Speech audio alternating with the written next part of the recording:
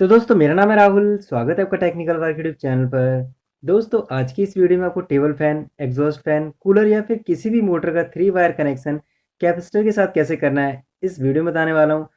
इस वीडियो की सहायता से आप किसी भी 3 वायर मोटर का कनेक्शन कैपेसिटर के साथ आसानी से कर सकते हैं। तो चलिए स्टार्ट करते हैं। देखिए यहाँ पर जो आपको ये मोटर दिखाई दे रही है, इसके अंदर से 3 आपको वायर दिखाई दे रही है जो कि वाइंडिंग के अंदर से आई है। पहले ब्लैक वायर, दूसरी रेड वायर, तीसरी जो है येलो वायर है। हर मोटर में अलग-अलग कलर की वायर वाइंडिंग से निकलती है। किसी भी कलर की वायर हो उससे कोई प्रॉब्लम नहीं है।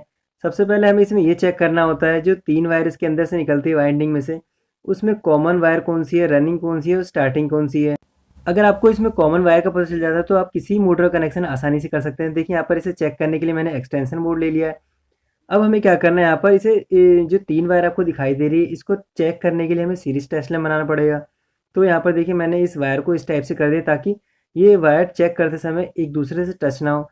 तो अब हमें क्या करना है, यहाँ पर सीरीज टेस्ट लैंप बनाना है। तो सीरीज टेस्ट लैंप बनाने के लिए देखिए मैंने बल्ब होल्डर ले लिया है और यहाँ पर वायर वैसे ही कनेक्ट हो रखा है जैसे कनेक्ट होता है होल्डर में। कई लोगों के कमेंट आते हैं कि हम सीरीज टेस्ट लैंप कैसे बनाएं और मोटर को कैसे चेक करें। तो यहाँ पर सीरीज टेस्ट लैंप बनाना बहुत ही आसान है।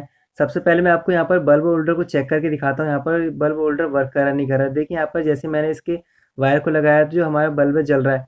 अब हमें सीरीज टेस्ट लैंप बनाने के लिए क्या करना है, एक तार का टुकड़ा और लेना है। देखिए मैंने इस टाइप से ले लिया है। अब हमें क्या करना है, यहाँ पर जो होल्डर के 2 तार दिखाई दे रहे हैं उसमें से किसी एक तार को हमें क्या करना है, सॉकेट में लगा देना है और जो दूसरा तार है उसको अच्छी तरह से हाथ में पकड़ लेना है ताकि करंट ना लगे। देखिए इस टाइप से मैंने इस ब्लैक वाले तार को पकड़ लिया है और इस रेड वाले वायर को मैं यहाँ पर सॉकेट के एक टर्मिनल पे लगा देता हूँ। देखिए यहाँ पर एक तार हमारा होल्डर का लग चुका है। अब जो हमने तार का टुकड़ा लिया था उसे क्या करना है, एक साइड को हमें हाथ में सही से पकड़ लेना है और जो दूसरा साइड है इसका हमें क्या करना है, इसमें सॉकेट के दूसरे टर्मिनल पे लगा देना है। इस टाइप से देखिए मैंने लगा दिया है। अब हम एक बार चेक करते हैं। देखिए यहाँ पर दोनों वायर को टच करते हैं, देखिए बल्ब जल रहा है, इसका मतलब हमारा सीरीज टेस्ट लैंप वर्क कर रहा है। अब हमें क्या करना है, यहाँ पर मोटर की तीनों वायरों को चेक करना है एक एक करके। देखिए यहाँ पर ब्लैक और रेड पे लगाते हैं, यहाँ पर जो बल्ब है वो तेज जल रहा है। अब हम ब्लैक और येलो वाले वायर पे लगाते हैं। देखिए यहाँ पर जो बल्ब है काफ़ी कम जल रहा है। अब हम रेड वाले वायर और येलो वाले वायर पे एक बार लगा के चेक करते हैं। देखिए यहाँ पर रेड और येलो पे लगाए, यहाँ पर जो बल्ब है काफ़ी तेज जल रहा है। तो चलिए एक बार और चेक करते हैं, फिर आपको इसके कनेक्शन बताता हूँ। और यहाँ पर देखिए सबसे पहले हमने क्या किया था, यहाँ पर ब्लैक वाले और रेड वाले वायर पे लगाया तो यहाँ पर जो बल्ब है काफ़ी तेज़ जल रहा है। और जब हम इस रेड वाले और येलो वाले वायर पे लगाते हैं देखिए बल्ब काफ़ी तेज़ जल रहा है। और जब हम इस ब्लैक वाले और येलो वाले वायर पे लगाते हैं तो क्या है, बल्ब क्या है, यहाँ पर काफ़ी कम जल रहा है। तो यहाँ पर क्या है, जो येलो वाली और ब्लैक वाली वायर है वो एक स्टार्टिंग की है और एक रनिंग की है। इस वजह से यहाँ पर जो सीरीज टेस्ट लैंप का जो बल्ब है काफ़ी कम जल रहा है। और इसके अलावा जो यहाँ पर रेड वाली वायर है वो क्या है, यहाँ पर हमारी कॉमन की वायर है। जिन दो वायर पर सीरीज टेस्ट लैंप का बल्ब कम जलता है तो उसके अलावा जो तीसरी वायर होती है वो कॉमन की होती है। देखिए यहाँ पर मैंने दोबारा टच किया यहाँ पर, तो यहाँ पर जो सीरीज टेस्ट लैंप का बल्ब है काफ़ी कम जल रहा था। इसका मतलब ये कि यहाँ पर जो पीला वाला तार है और काला वाला तार है यहाँ पर रनिंग और स्टार्टिंग का है।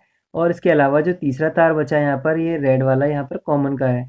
तो इस टाइप से हमें क्या करना होता है, कनेक्शन जब हम करते हैं मेन कनेक्शन, तो जो कैपेसिटर के कनेक्शन होते हैं वो स्टार्टिंग और रनिंग के वायर में ही कनेक्ट होता है।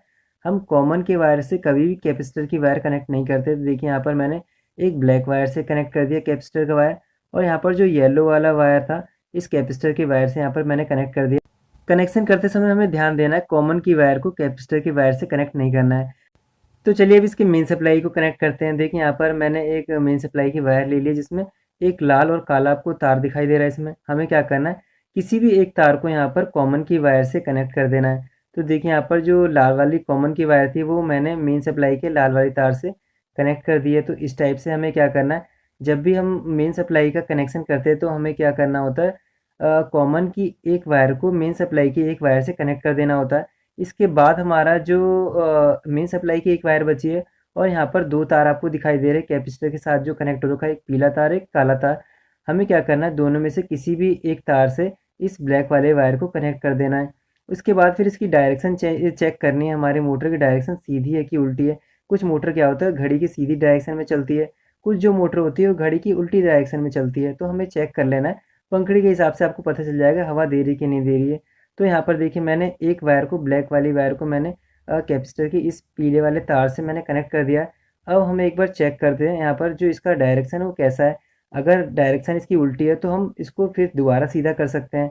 तो पहले हम चेक कर लेते हैं यहाँ पर इसकी जो डायरेक्शन अभी कैसी है। तो यहाँ पर देखिए मैंने दोनों वायर पर टेप लगा दिया है। मोटर में भी पंखड़ी नहीं लगी जिसकी वजह से हमें डायरेक्शन पता नहीं चल पाएगा, तो यहाँ पर मैं एक टेप लगा देता हूँ जिससे मोटर चलने पर इसकी डायरेक्शन पता चल पाए। तो यहाँ पर देखिए मैंने एक टेप लगा दिया है और हम इसके तार को कनेक्ट कर देते हैं। तो यहाँ पर मैं सॉकेट में इसके दोनों तार को कनेक्ट कर देता हूँ और फिर हम इसकी सप्लाई को ऑन करते हैं। देखिए यहाँ पर मैंने कनेक्ट कर दिया है।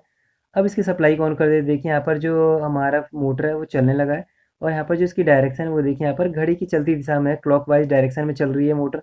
देखिए एक बार और आपको बंद करके दोबारा चालू करके दिखाता हूँ। देखिए जो डायरेक्शन है वो क्लॉकवाइज है।